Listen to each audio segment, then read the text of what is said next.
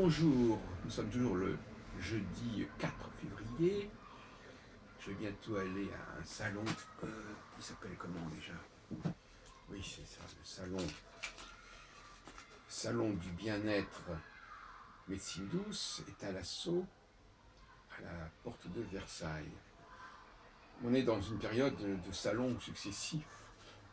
On en sort d'un, on va dans un autre, après il y a Parapsy, etc. Et donc notre prochain colloque du 13 et 14 février s'inscrit dans une sorte de continuité de cette série de salons qui aura démarré donc début février, tout au long du mois de février en fait. Pendant la première quinzaine de février, c'est quelque chose d'assez extraordinaire et ça permet de faire beaucoup d'interviews, etc. et d'écouter beaucoup de gens parler. Donc je voudrais rebondir sur l'idée de celui qui voit avant. Je disais l'autre jour, hier d'ailleurs, il y a quelques heures, je disais que il y a dans tous les domaines, aussi bien scientifiques, artistiques, intellectuels, des gens qui observent des choses que tout le monde aurait pu observer, mais ils les voient avant, et après les autres voient ce qu'il a vu et ce qu'il a montré, même pas démontré, mais montré. Et une fois que ça a été montré, tout le monde suit dans la même direction.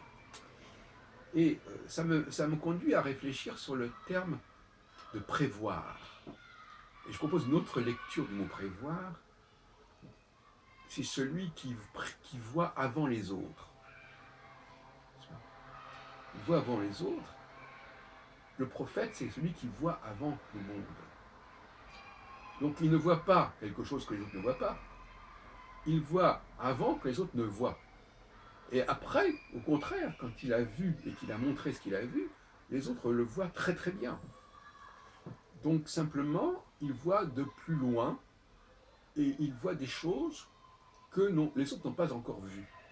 Donc, ce n'est pas qu'il prévoit quelque chose qu'il n'a pas lui-même vu, ou que personne... Non, il ne prévoit pas, il voit avant. Donc le mot prévoir, il faudrait le traduire autrement, le comprendre autrement, celui qui voit avant les autres. Moi, dans ce sens-là, je dis que je prévois. Ça ne veut pas dire que je prévois quelque chose que je n'aurais pas vu. Pas du tout. Je vois quelque chose, mais je le vois avant les autres.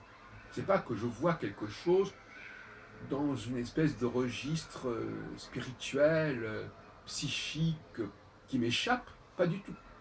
Je vois un facteur, un fait, je l'observe complètement, avec mes yeux, en pleine conscience, mais je le vois alors que les autres ne l'ont pas vu, ne l'ont pas encore vu, ne l'ont pas déjà vu, comme on dit déjà vu.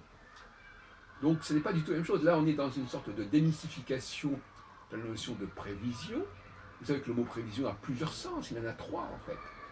Parce que prévision, c'est aussi décider de ce qui va se faire. On n'a pas prévu ça, par exemple.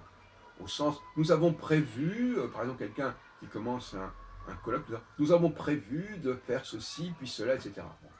Et là non plus, il n'a pas une vision. Il n'a pas eu une vision. Il a simplement décidé de la façon dont les choses se feraient.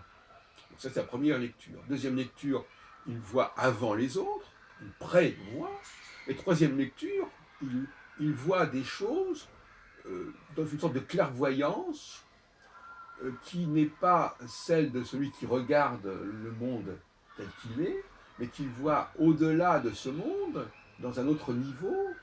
Il voit des esprits, il voit des fantômes, il voit des elfes, etc., que les autres ne voient pas, et qu'ils ne verront jamais.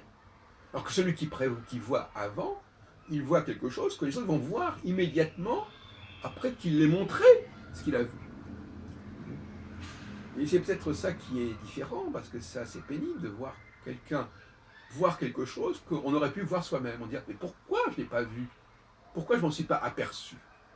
Sans avoir besoin de lui attribuer je ne sais quel talent particulier. Bien que le mot clairvoyance aussi a plusieurs significations, puisqu'à la limite, ça veut dire je vois clairement les choses, donc je vois clairement alors que les autres ne voient pas clairement. Et ça peut être des choses que tout le monde peut voir et que tout le monde voit quand on leur a montré, mais qui ne voient pas autrement.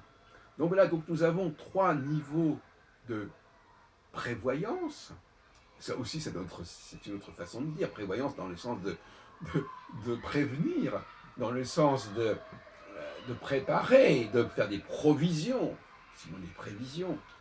Donc, voyez, c'est un champ extrêmement large qui couvre finalement tout le monde. Tout le monde est concerné d'une manière ou d'une autre par une certaine façon de voir avant ou de prévoir, ou de décider ce qu'il faut voir. Donc voilà, donc c'est un champ qui n'est pas du tout réservé à la parapsychologie ou à la voyance. Même si les voyants ont le monopole du verbe voir, bon, ça c'est un autre problème. Euh, on peut aussi dire que quelqu'un de voyant, c'est aussi quelqu'un qu'on voit facilement, qui est voyant. Bon. Donc c'est un champ extrêmement riche que le champ du verbe voir et tous les préfixes et tous les dérivés qui peuvent, et notamment le mot visionner. Bon, visionner, c'est aussi une façon de voir, comme le mot visuel. Et là aussi, je reviens sur un de mes dadas, voir le monde, observer le monde, c'est une chose. Lire un texte, c'est aussi le voir.